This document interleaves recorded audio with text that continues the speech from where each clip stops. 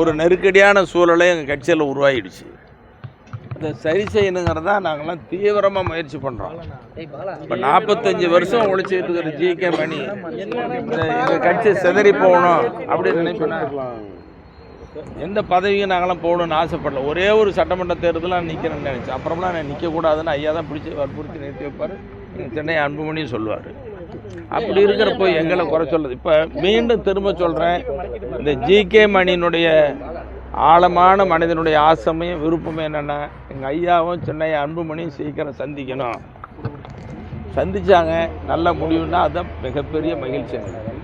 இது என்னுடைய ஆசை மட்டும் இல்லை, எங்கள் கட்சியில் எங்கள் இயக்கத்தில் இருக்கிற எல்லா அமைப்புகளில் இருக்கிற ஒவ்வொரு பொறுப்பாளரும் தொண்டனுடைய ஆசையும் ஐயாவும் மருத்துவர் சென்னை அன்புமணியும் சந்திக்கணும். அப்படி சந்திச்சிட்டாங்கன்னாவே எல்லாம் எம்பி குதிக்க ஆரம்பிச்சிருவாங்க. அவ்வளோ உற்சாகமாக இருப்பாங்க. அந்த நேரம் வரும்னு தான் எதிர்பார்த்து தொடர்ந்து பேசிகிட்டு இருக்கிறோம். நீங்கள் கேள்வி மேலே கேள்வியாக கேட்குறீங்க. பொறுப்பாளர்கள் மாற்றினது நான் உண்மையை சொல்கிறேன். இந்த செய்தி கேட்டால் உள்ளே போய் என் மேலே கோவப்படுவார், சத்தம் போடுவார். பொறுப்பாளர் நேத்திக்கு வரைக்கும் எந்த பொறுப்பாளர் மாற்றாதீங்கன்னு ரொம்ப வற்புறுத்திட்டார், பேசப்பட்டு. மாற்றுறதுனால என்ன தீர்வு வரப்போகுது?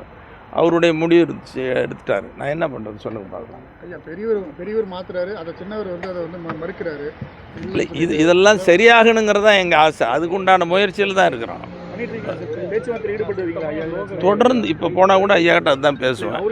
அவர்கிட்டையும் நேற்றுக்கு ஒரு நாள் தான் பேசலை. முதல் நாள் இரவு 3-4 முறை பேசணும். தொலைபேசியில் பேசிக்கிட்டே இருக்கிறேன். நான் நேரில் வந்து சந்திக்கிறேன்னு சொன்னேன். இப்போ வர்றது ஃபோன்லேயே கூட சொல்லுங்கன்னு சொன்னார். இதெல்லாம் உள்ளே நடக்கிற பேச்சுவார்த்தைகள்லாம் அதிகமாக சொல்லக்கூடாது. உட்கட்சி பிரச்சனை வெளியில் சொல்கிறது நல்லா இருக்காது. அதனால் ஊடகத்தில், சமூக ஊடகத்துலேயும் சரி, ஒரு சில ஏடுகளில் கூட என்னை பற்றி அவதூறாக செய்தி வருது. அதெல்லாம் நல்ல செய்தி இல்லை. எப்படி மனசாட்சிக்கு விரோதமாக எழுதுகிறாங்கன்னு தெரியல. அதை நான் ரொம்ப வருத்தப்படுறேன். ரூமில் உட்காந்து கண்ணீர் வடிச்சிக்கிட்டு இருந்தேன் அந்த செய்தியை பார்த்துட்டு. எப்படி உங்களுக்குலாம் மனசு வருதுன்னு. ஆனால் ஜி.கே. மணியை அவமானப்படுத்தி கொச்சப்படுத்தி எழுதுறது தான் அவங்களுக்கு சந்தோஷம்னா எழுதிட்டோம். அவங்களுக்கு வாழ்த்து, நன்றி சொல்லணும். வேறு என்ன சொல்கிறது? யார் அதான் சில பேர் குற்றச்சாட்டு, அவங்க விருப்பம். அது அவங்க விருப்பம் சொல்கிறாங்கன்னா அவங்களுக்கு வாழ்த்து தான் சொல்கிறோம். நாங்கள் மனசாட்சி. இப்போ பொருளாளர் திலகபாமா பற்றி நான் எந்த குறையும் சொல்லலை. அவங்க பொறுப்புலேருந்து எடுக்க வேண்டாம்னு சொல்லி நேத்திக்கு வரைக்கும் எங்கள் ஐயா கிட்ட சண்டை போட்டாங்க. இது என் மனசாட்சி சொல்லுது. இதை இப்போ போனால் உள்ளே திட்டுவார். இந்த செய்தி தெரிஞ்சால் ஏன் உள்ளே நடக்கிறதெல்லாம் வெளியில் சொன்னீங்கன்னு திட்டுவார். இதெல்லாம் நீங்கள் கேட்டதுனால சொல்கிறேன்.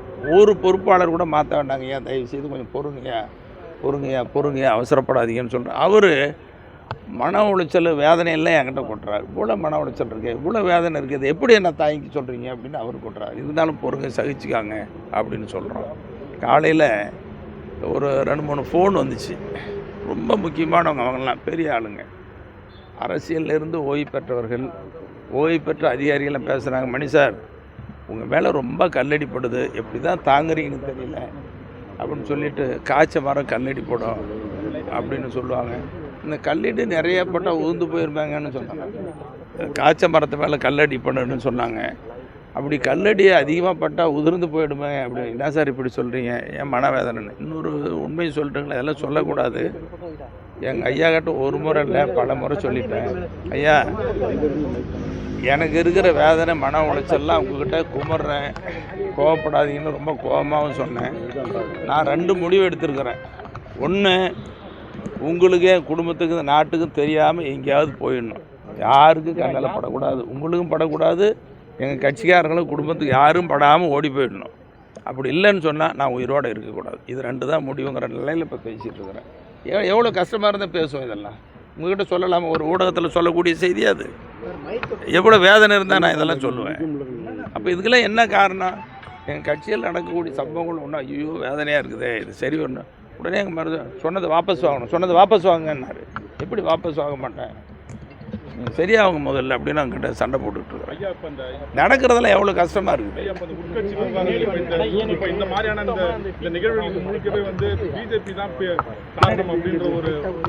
அது ஒன்று நீங்கள் மனசில் வச்சுக்கோங்க. இந்த பிரிவினைக்கு அல்லது பிரச்சனைக்கு ஜி.கே. மணி காரணம்னு சொல்கிறது, அல்லது மற்றவங்க காரணம்னு சொல்கிறது, இன்னொரு அரசியல் கட்சி காரணம்னு சொல்கிறதெல்லாம் எப்படி ஏற்றுக்க முடியும்? சரியாக இருக்கு. ஒன்று, எங்கள் மருத்துவரையை 45 ஆண்டு காலமாக அரசியல் பண்ணவர். அவருக்கு எவ்வளோ விவரமாக இருக்குன்னு விவரம் இல்லாதவரை. அதே நேரத்தில் சென்னை அன்புமணி மத்திய அமைச்சராக இருந்து சாதனை படைத்தவர், அரசியல் அனுபவம். அவங்க 2 பேர்த்துக்கு யாராவது சொல்லியே தெரியணும், யார் சொல்லியும் இப்படி பிளவு இல்லை, அதெல்லாம் காரணம் இல்லை.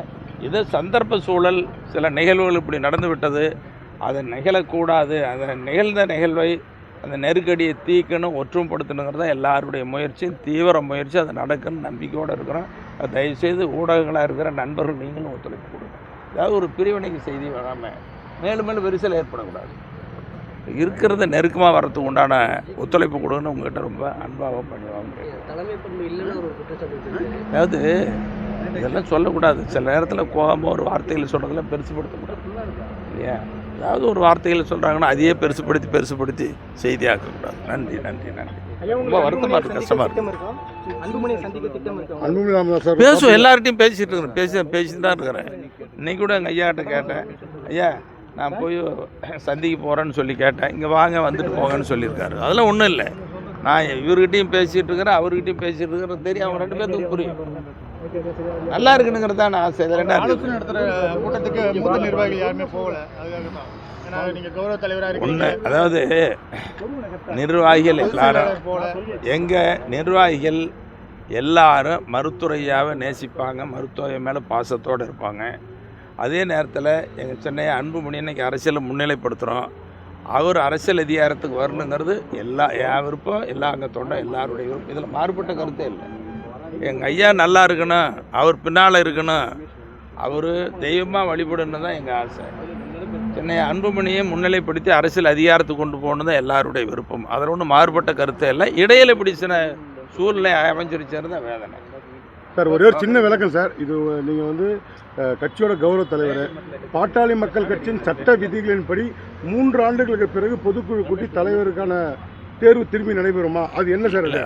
இதெல்லாம் பேசி முடிவெடுக்க வேண்டியது. கட்சி பிரச்சனைகள் வெளியில் சொல்ல முடியாது. பேசுவோம், பேசி இல்லை, அது உண்மைதான், சட்ட விதி உண்மை இல்லை. இது என்னன்னு இப்போ எங்கள் ஐயா கிட்ட சென்னையெல்லாம் கலந்து பேசுவோம். நாங்கள் அதுக்குள்ளே அவசரப்பட வேண்டியதில்லை. அதை பற்றி எதுவும் சொல்லக்கூடாது, நல்லதில்லை. இல்லை, சொல்லப்படுற விதி சரியா சார்? 3 ஆண்டுகளுக்கு பிறகு பொதுக்குழு தலைவர், அது வெளியில் பேசக்கூடாது, சொல்லக்கூடாது, நல்லதில்லை.